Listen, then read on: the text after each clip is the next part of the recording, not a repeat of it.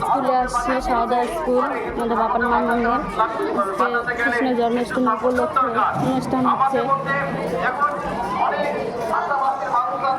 বিভিন্ন প্রকারে আমাদের সংস্কার আছে। আজ মুসলমানরাও তাদের মধ্যে বিভিন্ন রকম মুসলমান আছে, কেউ শিয়া মুসলমান, কেউ সুন্নি মুসলমান। কিন্তু প্রথমে তারা মুসলমান, তারপরে তাদের মধ্যে ভেদাভেদ রয়েছে। প্রথমে তারা খ্রিস্টান, তারপরে